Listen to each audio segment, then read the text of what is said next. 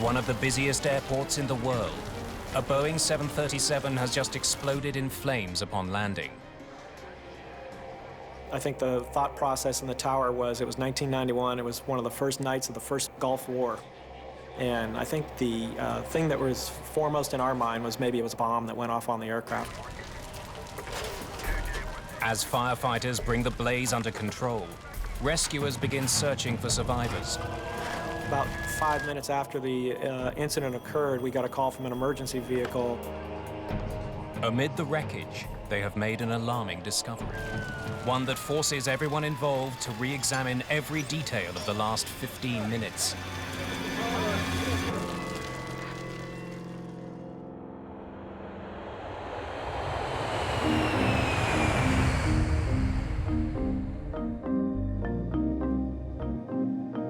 US Air Flight 1493 cruises towards Los Angeles International Airport.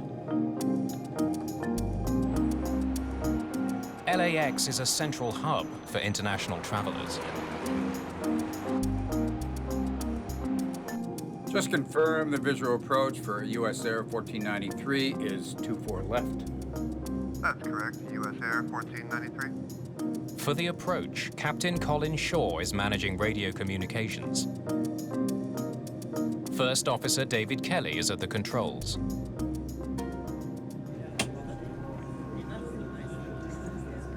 With 89 passengers on board, the flight isn't quite full. Well, I'd been on a business trip to Columbus, Ohio, and I went from the business meetings to Columbus Airport and got on a US Air flight that was nonstop to Los Angeles.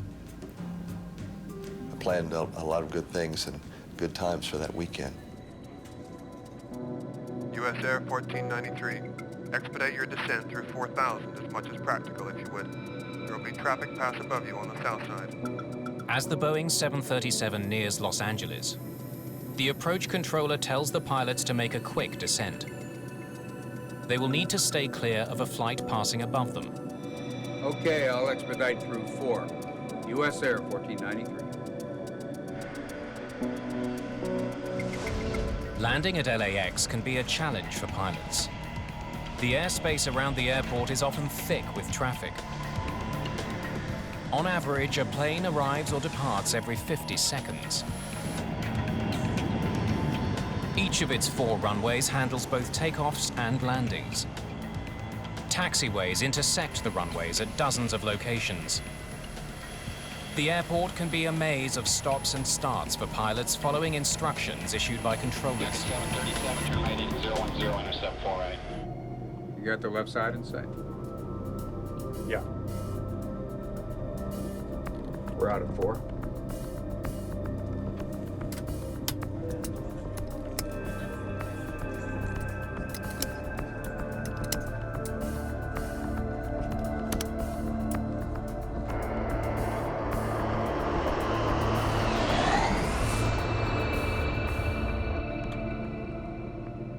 US Air 1493.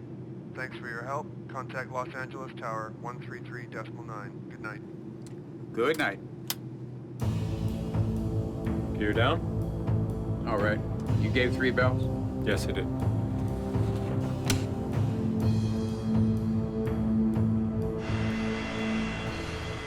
Perched 12 stories above the ground, tower controllers have a hawk's eye view of traffic coming and going from the airport.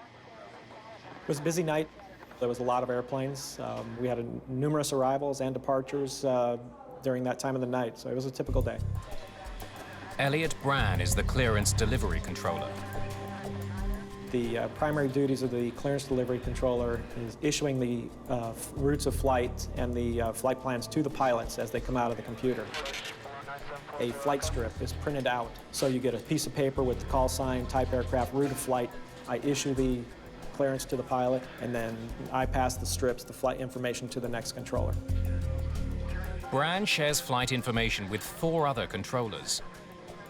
2 ground controllers, who handle planes moving between the gates and the runways, and 2 local controllers, who are responsible for planes taking off and landing. Tonight, local controller Robin Washer is overseeing the two north runways at LAX, 24 left and 24 right. She uses the flight strips to keep track of flights departing and arriving. US Air 23 taxiing to position and hold runway 24 left. Position and hold, 24 left, US Air 23. 246, you still holding short of 47? 46, affirmative. All right, you're next. Skywest 569, taxi up and hold short of runway 24 left. Roger, hold short.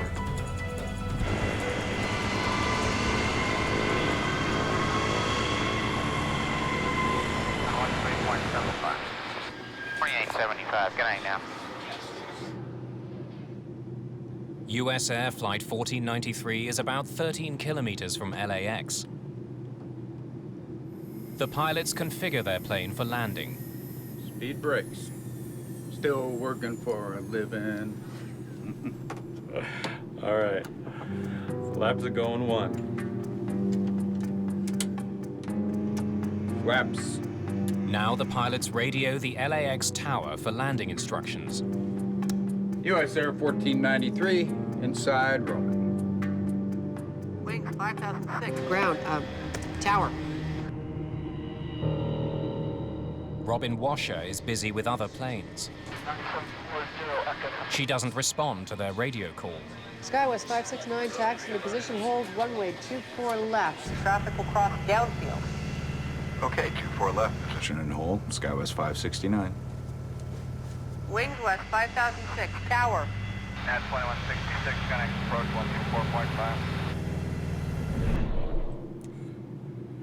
124.5. 30. Green lights to 10. Gear. Flaps. Landing clearance remains. Just 6 kilometers from the airport, the US Air jet still doesn't have the okay to land.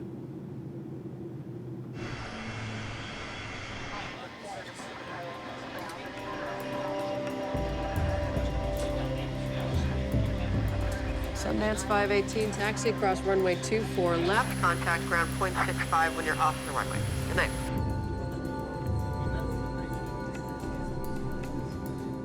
Captain Shaw contacts the tower for the second time in less than a minute.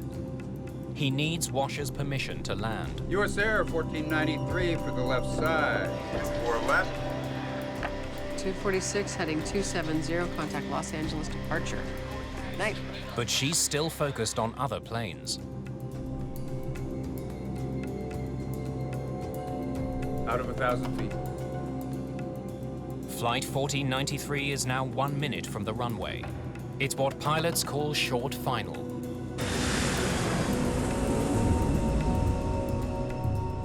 Sometimes due to other priorities that take place, an aircraft might not get a landing clearance until short final.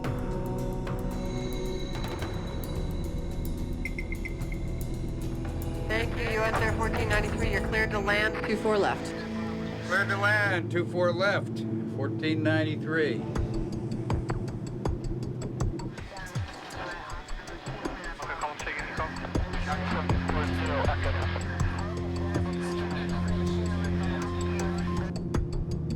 Looks real good.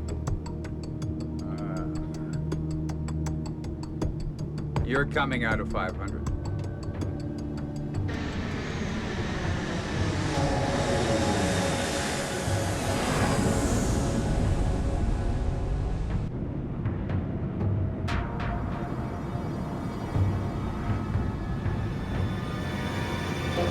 What the hell?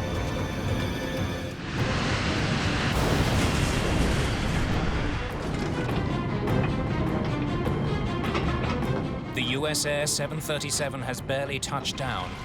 It erupts in flames and crashes through Los Angeles International Airport. I saw US Air touch down, and as he got about third way down the runway at taxiway 45, the aircraft was fully engulfed in flames. The supervisor ran past me to pick up the crash phone and alert the emergency vehicles to respond. Aboard the flight, sheer terror. There was a tremendous crunching sensation, and there was this extraordinary shower of sparks that shot by my window.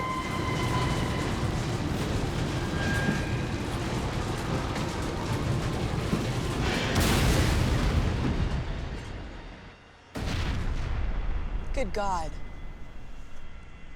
Rosa Reynoso is a plainclothes officer with the airport police. We see the aircraft engulfed in fire. My partner and I were probably about 500 yards from it. Alert 33, runway 24 out. Affirmative, alert 33. The initial moments were very scary, very chaotic. I remember just thinking to myself, oh God, please get some more people out here. Get me fire, get me officers, get me somebody, because this is not good. In the tower, there's no time to dwell on what's happened. Other aircraft are still coming in to land. Controllers must direct them to safety. Wings west 5212, winds 240 at 8. You are cleared to land. Runway 24 right. Use caution.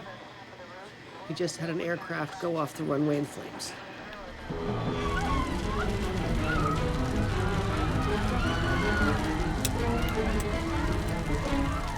The cabin of Flight 1493 is filling with toxic smoke. Some passengers rush to a door at the rear of the plane. I probably got 7 or 8 rows down the aisle, and then I encountered a cluster of passengers standing in the aisle, not moving. I thought to myself, there must be an opening in the front of the plane that allowed for this tremendous quantity of smoke to roll into the plane so quickly. And so I stumbled forward to the cockpit area, and there was tremendous fire on both sides of the plane. I said to myself, my gosh, there's no way you're going to get out of this airplane, David. You're trapped. Outside, some have escaped the plane. Rosa Reynoso is the first emergency responder to arrive at the scene. The fire was intense. It was very, very hot. I mean, almost singeing us. She needs to act fast to help passengers away from the burning wreckage. The passengers were trying to escape the plane from the emergency exit doors. However, the fire had engulfed the doors, so some of the people that were fine jumped out of the plane and into the fire. More emergency personnel arrive within minutes. Most passengers are jumping out of that door. Some people were on fire. Some of them were scratched, cut up. Some of them had broken legs. It was pretty traumatic. And I think you just start operating on knowing that you have to do the right thing and try and save these people. David KOCH is still inside. I suddenly saw a crack of light, and my God, it was a miracle. The crack opened up, and I suddenly realized that I had opened the galley door. But now he faces another hurdle. He can't even see the ground through the fire and smoke. And I said to myself, what the hell, and jumped out. I landed on the ground and then started crawling on my hands and knees away from the airplane. I had a great sense of guilt. Why did I not go back into the airplane and say, follow me? And I think if I'd gone back into the cabin, I might have passed out and fallen on the floor and died. And that's how I've come to terms with the fact that I got out but didn't help anybody else out.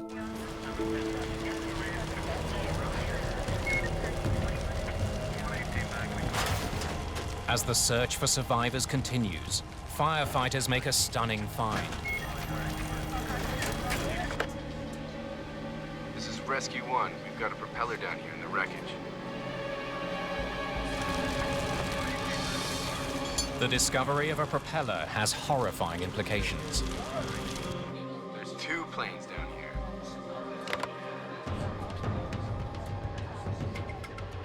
As soon as we found out that information, we started actively looking to see what aircraft, if any, were missing.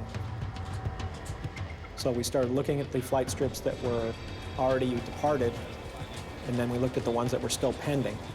And then we called the departure control, radar controller to find out which ones they've talked to in the last 5-6 minutes. What about Skywest 5569?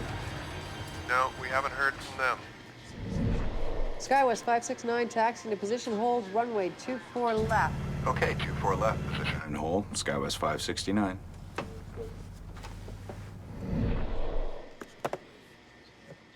Staff can account for all of the aircraft except for Skywest 5569, a Fairchild Metroliner bound for Palmdale, California.